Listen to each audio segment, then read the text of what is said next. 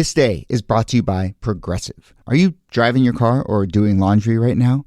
Podcasts go best when they're bundled with another activity, kind of like Progressive home and auto policies. They're best when bundled too. Having those two policies together makes insurance easier and could help you save. Customers who save by switching their home and car insurance to Progressive save nearly $800 on average. Quote a home and car bundle today at Progressive.com. Progressive Casualty Insurance Company and Affiliates. National average 12-month savings of $793 by new customers surveyed who saved with Progressive between June 2021 and May 2022. Potential savings will vary.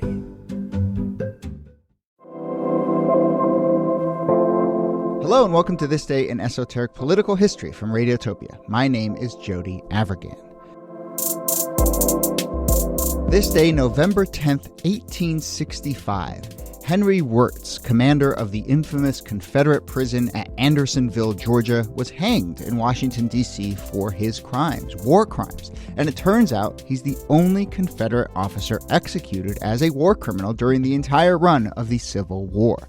So let's talk about Wirz's war crimes. That's a tough one to say. Wirz's war crimes. Why they rose to this level of justice and why, for such a bloody and brutal war, he stands alone in terms of receiving this particular form of retribution. Here, as always, Nicole Hammer of Vanderbilt and Kellie Carter-Jackson of Wellesley. Hello there. Hello, Jody. Hey there. Kellie, and both of you, I mean, we'll get into the specifics, but I just have this kind of big question, and maybe I'm wrong here, but when I first saw this story, the first thing that popped out to me was like, my goodness, only one person was ever hung for, or, killed or taken up for war crimes during the Civil War. I mean, Kellie, what is that? Is that as surprising to you as someone who really knows this era? And what does that say about kind of justice during the Civil War? I mean, it's when you think about Reconstruction, it's not that surprising. I mean, once Lincoln is assassinated and Andrew Johnson takes office, he's really sympathetic to the Confederacy and he lets a lot of bad people off the hook. And so I think in this instance, Wirz is sort of killed during a window in which people wanted a body. They needed something that would justify all of the harm that was caused at this prison camp. And he becomes really I hate to say martyr, but the person that gets tagged. But I think it could have been anyone. I mean, there were a lot of people that participated in these prison camps and made them horrible places to be, inhumane places to be. But once Andrew Johnson is really getting his stride in office, his whole goal is to really sort of let the Confederacy off the hook. Right. So just the timeline, right? I mean, the war basically wraps up in the spring of 1865. We're talking about Lincoln is killed. We're talking about the winter of 1865. So yeah, it is this kind of like little transition period where there's still the heated moments of the war, but before Johnson kind of starts to set the course. And just to clarify, and I think that this will help us understand what happened with Wirz even more, he was the only Confederate officer who was executed for war crimes. There were two other Confederate soldiers who were killed, executed for war crimes. They were sort of guerrillas who would snipe and murder and rape civilians. And so there was something that was seen in that as out of bounds, right? That they had broken laws of war and honor codes in a way that required this kind of retribution. And that's very different from what Wirz is accused of. And I think that that's it's interesting to think about the differences between the two.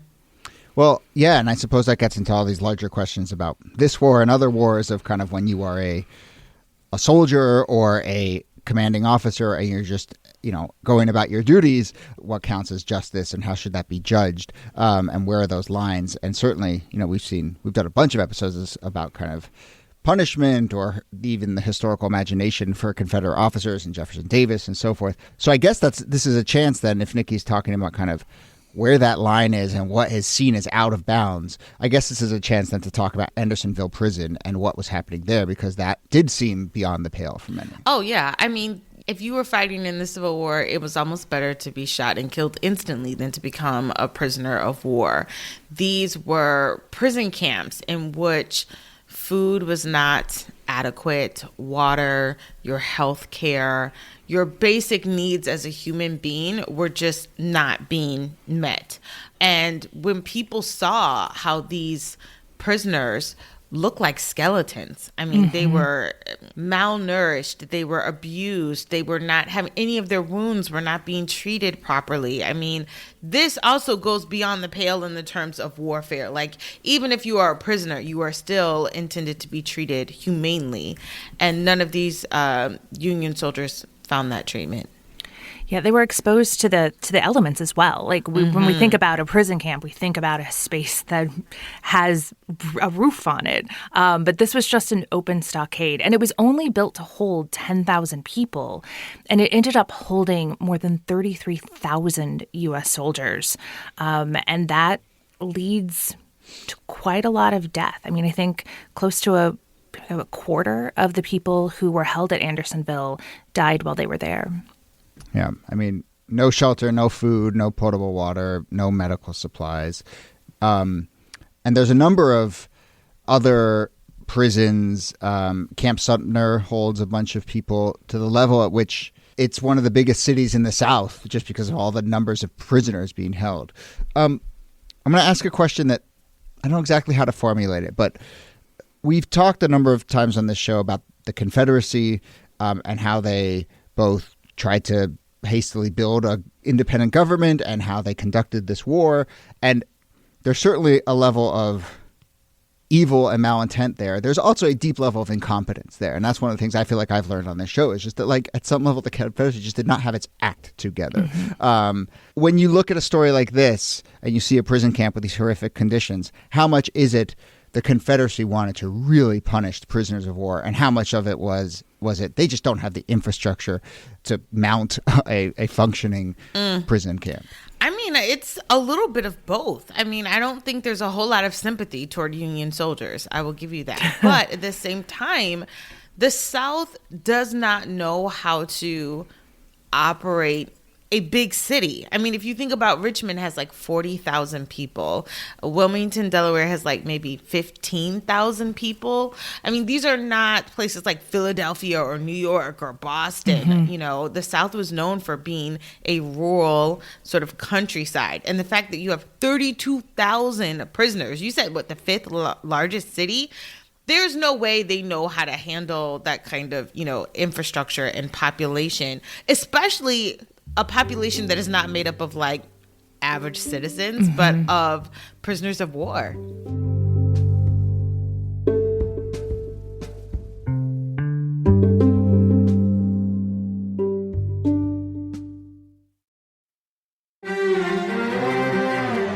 You're used to hearing my voice on the world, bringing you interviews from around the globe. And you hear me reporting environment and climate news. I'm Carolyn Beeler. And I'm Marco Werman. We're now with you hosting The World Together.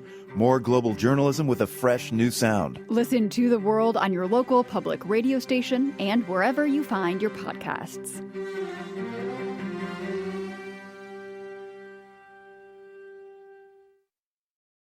I mean, people across the South lacked resources, especially by 1864 when Andersonville opens. So it is different from, say, death camps, where there was a program in place to systematically starve, torture, and murder people. This wasn't quite that, although obviously tons of people died. And the solution here kind of seems obvious, which is if you don't have the infrastructure for this, you can't hold them. This is you're basically torturing people. And in fact, Wirz, and we can kind of get into his role in all of this, he recognized that was the problem. We don't have the capacity for this. And in fact, sent 5 imprisoned U.S. soldiers to go to the North and said, you take them. Like, we'll give you prisoners. We can't hold them. And the U.S. government said no, and the soldiers returned back to imprisonment. That's crazy to me. That's just crazy to me. Like, I don't understand why you would say no, unless you don't have the supplies either to take them on, and you're not taking on healthy soldiers. Right. You're taking on soldiers that will all need significant care, but it just... I mean, to be a soldier and to give your life for a cause, and then to have your country sort of say, like, you know, sorry for you. Like, there's just no justification for that. Wirz himself is an interesting character. He was born in Switzerland. He got exiled after he was charged with embezzlement and fraud, which, you know, doesn't give off like, I know how to manage a large, large infrastructure project vibes. But he, you know, bounces around Europe, and then he ends up in the North, and then he ends up in Kentucky, and he kind of, falls in with the Confederacy. He's too injured to kind of be out in the field, so they basically say, like, okay, run these POW camps. So maybe it's no surprise that they're run very poorly. But Niki, do you have thoughts on kind of his background before we get to the charges and his defense and how that was framed? I do. I mean, Wirz is pretty new to the U.S. compared to most of the people in the leadership of the Confederacy and in the leadership of the U.S. Army. He has been in the U.S. for maybe a couple of decades. He's only been in the South for a handful of years, and he has a thick German accent. And this is also coming out of the 1840s and 1850s when nativism in the United States was sky high. Yeah. And so I think we can't separate the fact that he was foreign-born and foreign-marked in his accent as a reason for the quick and obviously total punishment that he faced. Yeah, you're expendable is what they're basically saying. Right. Although he does play that a little bit into his defense. So let's talk about the trial. So he's brought up on charges of, quote, murder in violation of the laws and customs of war. And there's the accusation that he wanted to, quote, injure the health and destroy the lives of soldiers in military service to the United States. The Library of Congress, when you go read about this story, kind of frames it in an interesting way where they say, you know, Wirz was caught in the unfortunate position, this is the Library of Congress's words, of answering for all the misery that was Andersonville, though he had tried to impose order and security as well as provide adequate shelter, food, and medical supplies. His defense attorneys despaired of his chances of receiving a fair trial as Northern propaganda and the fallout from Lincoln's assassination worked against him. That's an interesting framing from the Library of Congress, but I think it gives you a sense of where his defense was being mounted and a kind of larger context for his actions.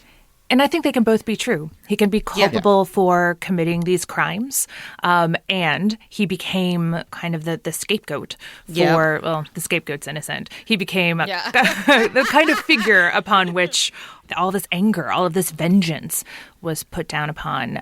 He does, I mean, if there's something sort of modern about his war crimes, it is both that they're bureaucratic and institutional in a way, and his defense that he was just following orders, which of course That's what they all say. And it has total resonance with a kind of war crime defenses that you would hear later on in the 20th century. And we sometimes talk about the Civil War, the U.S. Civil War, as the first modern war. And I think that's true in this case and on these issues as much as it is on sort of the military and technological side. Absolutely. His I was just following the orders falls like so in line, I think, with how a lot of people rationalize the decisions that they were making. Well, somebody told me to do this. There's no agency ever. It's just, I'm following orders. Yeah. So the trial doesn't take too long. It's a couple months of testimony, and he is eventually found guilty on all counts, court-martialed, sentenced to death by hanging. We should say this trial was a bit of a media sensation, no surprise, and he gains this nickname, the Demon of Andersonville, certainly from the Northern press. He writes a letter to Johnson asking for clemency, and I guess, as much as Johnson wanted to appease, he doesn't respond to this letter. He doesn't take any action here. So it is then in November of 1865 that Wirz is hanged. That is the moment that we are marking here. There's some really interesting kind of scenes from that moment, including the cat. Yeah, he's sort of like... he is draped in like a sort of a black robe, and as he writes the last letter to his wife, he gets ready to walk to the gallows, and he sort of gives a stray cat a few strokes on the back as a farewell almost, and then marches up to the gallows, and they basically sort of like, what's your last words? And His are, I know what orders are, Major. I'm being hanged for obeying them. And it's one last moment, I guess, for him to sort of say, like, you know, you made me do this, or I'm following orders, or, you know, there's also the devil made me do it. I mean, there's a lot of that there, but there's no real accountability. And it was big public spectacle. And I think if we're trying to make sense of this in this moment of the Civil War, that it was, or in the aftermath of the Civil War, that it was used as this moment of kind of public catharsis, right? We're getting our vengeance on the demon of Andersonville. Can we talk a little bit about the memorialization of Yes. just to leave everyone on a rage note at the end of this. He has statues. Yeah. That should be enough. Wild. He has a statue. And not even that. The sons of Confederate veterans created a Medal of Honor for him in 1977. Oh, unconscionable. I'm sorry. It was very bad. It's very, I mean, we're reading about this. I'm like, really, Daughters of the Confederacy? Really? Like, I know this is your MO. I know that's what they do is they go around the country and they sort of raise funds to get, you know, statues put up. But the fact that Wirz becomes this symbol of resistance this is no one's hero. Like, no one. Incredible. It's worth highlighting here that, you know, this fact that we all led with, which is he was one of the only ones to be punished for war crimes, and certainly the most prominent Confederate to be punished for war crimes. You know, I think for most of us, that cuts in one direction of like, wow, you know, there was this interesting skewed sense of justice. But for those who take him up as a martyr, that is the very reason why they take him. Oh, he was the only one. You know, he was punished. He's the most prominent martyr for the lost cause. Keep reading. That's not the only line in his bio. Exactly. But yeah, there were statues and monuments, and you know, there's a bunch of also monuments about the prison camps and so forth. I mean, it's just, you know, at least to me, I think a real kind of undercovered through line to the Civil War, the sort of prisoner of war element, and it's really fascinating and sort of says so much. All right, well, we're going to wrap it up there, other than there's one little tidbit that we stumbled across, which sometimes you just find something you don't want to dig too much more, you just want to say it out loud, but apparently, up until fairly recently, the National Museum of Health and Medicine had 2 of Wirz's vertebrae, which are, I guess, are the little bones in your back. Oof. They had 2 of those somewhere in their collection. I don't know why. Why? I don't know if they're still there. Why do we do this? If someone works at the National Museum of Health and Medicine and wants to go track those down and snap a picture and send it to us, let us know. But there you go. Where's his vertebrae? Still kicking around. I think we're going to leave it there. That's the end of the episode. Nicole Hemmer, thanks to you as always. Thank you, Jody. And Kellie Carter-Jackson, thanks to you. My pleasure.